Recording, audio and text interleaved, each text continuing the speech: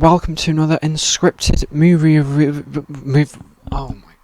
I just got out the cinema after watching Ballerina. I really like John Wick films. I think they're like some of the best action films ever. Like, you're not going to get better action than in the John Wick films. I'm not going to lie, I haven't seen them in a while. I'm a bit rusty on all the John Wick lore, but I feel like this film kind of catches everyone up pretty well. Obviously, it takes place during and maybe a little bit after the events of John Wick 3, I think, which is an interesting place for this story to take place. But I did really like that they did that, because obviously it means John Wick gets to be in the film. I do think some of the scenes were a little bit unnecessary, and it felt a bit convenient that Ana de Armas's character would encounter John Wick in some of these scenarios, but obviously it's John Wick, bro. Like, his scenes are really sick, and so is Ana de Armas's character's scenes. Such good action to be expected from the John Wick films, but I was a little bit skeptical because the director is not the director of the John Wick films, but I heard he came in to do reshoots in that, so I guess that's why the action scenes are so good and they're just like the John Wick films. I do think it can get a bit fatiguing in the middle half of this film, the middle bit. There's just like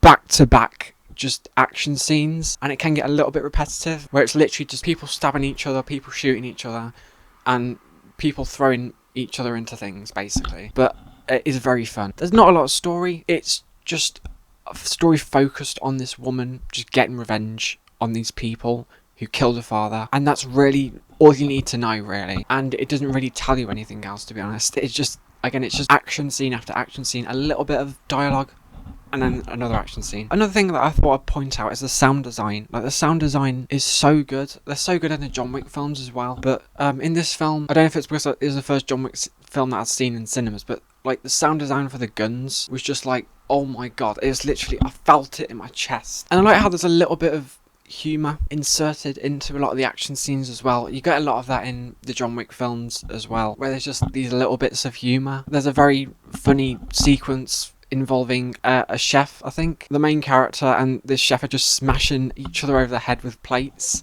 to get to this gun which is underneath the plates. It's just a lot of really well thought out sequences as well. It does get very creative with some of the objects they use in the third act. There's a flamethrower and it's pretty sick. Yeah, I don't really have much else to say. This is just a very fun time. It's not as good as the main John Wick films, but it is pretty close. I think it's one to watch on the big screen. It's great.